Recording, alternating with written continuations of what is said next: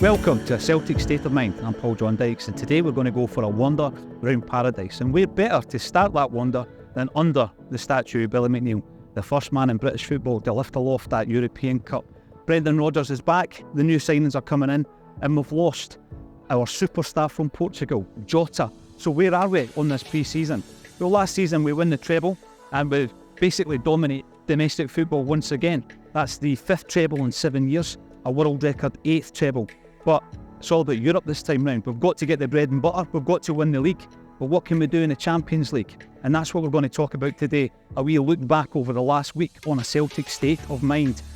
A lot of people have been saying that Celtic's squad's weaker than it was last year, and I don't think that rings true, to be fair.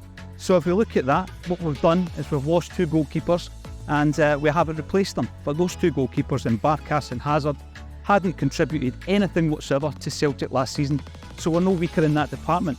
And saying that, I would like to see a new goalkeeper coming in to challenge Joe Hart.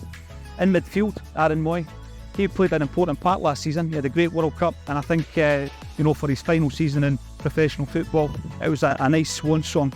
But we brought in Young Holm, the Norwegian, and I think that he will be pushing for game time under Brendan Rodgers. However, we have lost Jota, and I think that's the biggest concern for Celtic fans at the moment.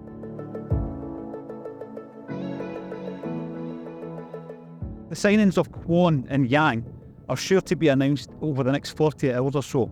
I'm certain that the original plan was to announce them when we were in South Korea for the second leg of the pre-season tour. But as we know, that's now been kiboshed, and we'll be going to Dublin instead. So what will these 2 players give to us? I think that a lot of Celtic fans are looking at the age group and the price range of the 4 signings so far. You know, they're aged between 20 to 22. They've cost between £1.5 to £2.5 million. And they are the classic project signings. Now, the quality of our squad, the quality of our European run this season will be down to the quality of the recruitment. And there are some concerns around that and surrounding that. But what I would point to, firstly, is Brendan Rodgers. He spoke about the recruitment when he came back in. He spoke about the fact that it was a problem last time round. The quality wasn't always there. Did that lead to him departing Celtic Park? Inevitably, I think it probably did. But he wouldn't have come back if he wasn't happy with the setup here. And the setup hasn't changed this season than last season. You've got to look at that recruitment team and the record that we've had over the last 2 campaigns under Ange Postecoglou and ask yourself how many of those players were actually identified by Ange. How many were identified by the recruitment team that we've got in here, headed by Mark Lawwell? And then I think you get a wee bit of confidence from that. We create heroes at Celtic Park. Jota, Cameron Carter-Vickers, Rio Atati, these guys became heroes whilst at Celtic. They weren't big marquee signings, they weren't big name signings. When we eventually signed Jota and Carter-Vickers, sure, they cost us a lot of money, but they proved themselves at Celtic, and I think that these new signings, we've got to give them a chance to do likewise. But then you look at some of the signings that we've made and you think to yourself, right, how many of them were Brendan Rodgers signings? Is that an issue? I don't think it's an issue of the qualities there, and Brendan spoke about that himself. But Celtic fans are now looking at the next batch of signings coming in, and I'm pretty sure I'll be asking myself, and those in the Axon team will be asking ourselves, did Brendan Rodgers identify that player? Is this somebody that he wants to bring in? So where do we need to strengthen? I think that I've already mentioned the goalkeeper position. We'll bring someone in, and hopefully he can challenge Joe Hart for the gloves this season. In the defence, we definitely need a centre-half, and I think that actually that centre-half was Kobayashi. We did have that in place. That was the plan. We were well organised. Unfortunately, it's not worked out so far for Kobayashi. Is he going to be one of the players that Brendan Rodgers is able to revitalise? Is he able to toughen him up for the rigours of the Scottish game? Well, he's going to have to do it soon, because we've got a competitive match just around the corner here at Celtic Park, and we need somebody to partner Carl Starfelt due to the injury of Carter-Vickers. When it comes to the fullbacks, we have injury problems as well. Alistair Johnson, such a tremendous player last season under Ange Postecoglou. He's injured, unfortunately, and he'll miss the start of the season. Normally, you would be pretty confident to go to Tony Ralston at that stage, especially domestically, but he's also nursing an injury. We've noticed that he hasn't played in the first 2 games over in Portugal. So what do you do at right back? Well, do you want to bring in a third right back at this stage, or are you able to run with what we have until such times as Johnson and or Ralston are fit? Left back position, again, you've got Greg Taylor and Bernabe. Bernabe's played so far over in Portugal.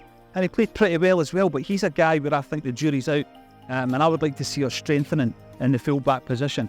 If we were able somehow to get a full-back who could play both sides, I think that would be the ideal result for Celtic. And Brendan Rodgers, let's be honest, I think he can bring the best out in some of these guys. I've already mentioned Kobayashi. Is Bernabe going to get a better run in the team under Brendan Rodgers? Let's hope so. If we move into the midfield, we've already mentioned that we've lost Aaron Moy. We've brought in young Holm, and I'm looking forward to seeing how he is able to adapt to the rigours of Scottish football. But we've also got, for me, the strongest part of our team in the midfield. Callum McGregor just signed a new 5-year deal with Rio Hatate and Matt O'Reilly, for me, the first picks alongside him. However, there is some speculation around both of those players.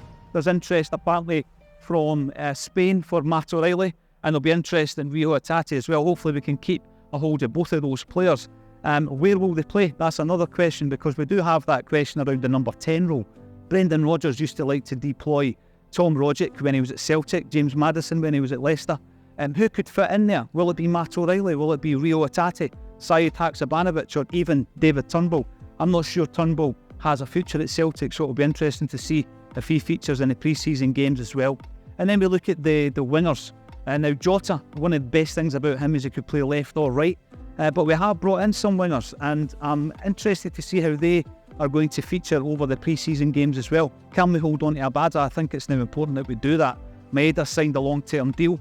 And as backup, you look at Jamesy Forrest, you look at Mikey Johnson, who's also injured again, and you wonder about his future at Celtic. But also Rocco Vata. I think Rocco Vata's got a part to play as well.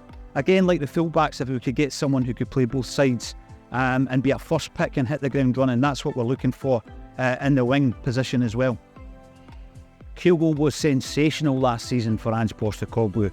Top goal scorer 2 seasons in a row, and it was tremendous that he was able to sign a long-term deal under Brendan Rodgers. There was concern that other clubs would be in for him, which is natural when you perform as well as he has done.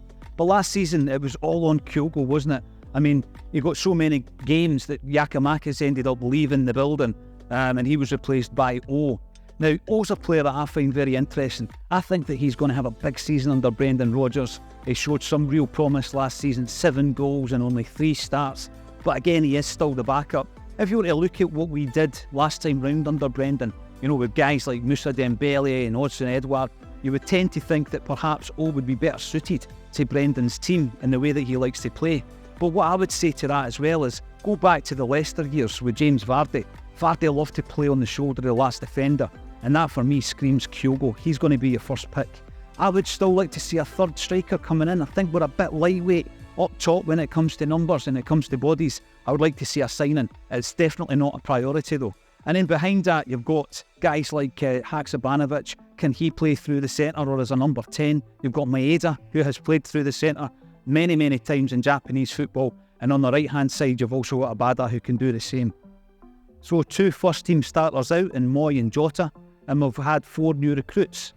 How many more do we require? I would reckon maybe 3 will come in the door before we kick a ball competitively here at Celtic Park. What we're doing in the pre-season then, 2 bounce games at Portugal. One was so secretive, no one knew who was playing, or indeed what the score was. We believe it was nothing each. It was certainly a bounce game behind closed doors. But the second one was covered by Celtic's media team, and we know that we won 4-1 in that particular game as well. And the team was a lot stronger. We head off to Japan, 2 games over there. And instead of the game in South Korea, we'll be playing Wolves in Ireland. Fantastic for us to go and visit Ireland. We should be doing that every single season in any case. And then we come back to Celtic Park for Jamesy Forrest's testimonial. And who else deserves a testimonial than James Forrest? 14 years, 14 seasons at the club. I think it's phenomenal. Yeah, he's a dying breed. He's a one-club man. And I'll be here, and I hope it's a full house here at Celtic Park for Jamesy. How big a part is he going to play this season though? I'm not too sure. Will he get games? I doubt he'll play 40, 50 games. He might get 20 or 30. But when we're playing the games, we'll be playing them obviously in the new green and white hoops when we're playing at home.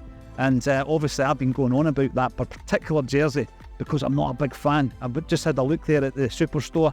I've seen it in the flesh. Still not a fan. You don't mess with the hoops. They're classic. They're green and white hoops. Don't mess with them. I don't mind some of the trims, some of the addition of colour. Last season it was silver, before we've seen it gold, and now we're seeing it in black. But the hoops have got to be consistent, they've got to be clean, and unfortunately I'm not a fan. The other issue at the moment is ticket allocations. Now, we knew that this would rear its ugly head out of Ibrox, and they've told us that we can get 700 for next season.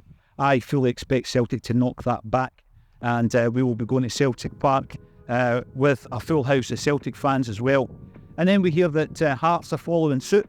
At Tynecastle, they're going to offer us between 600 and 700, and I fully expect Celtic to knock that back as well. So 4 big away fixtures. What does that say for the atmosphere? Well, I'm pretty sure that the home advantage at both Ibrox and Tynecastle is bad enough, but I think it's also an advantage in terms of the decisions that you get from referees at these grounds. There was a suggestion last season that they were scared to make a decision against Rangers.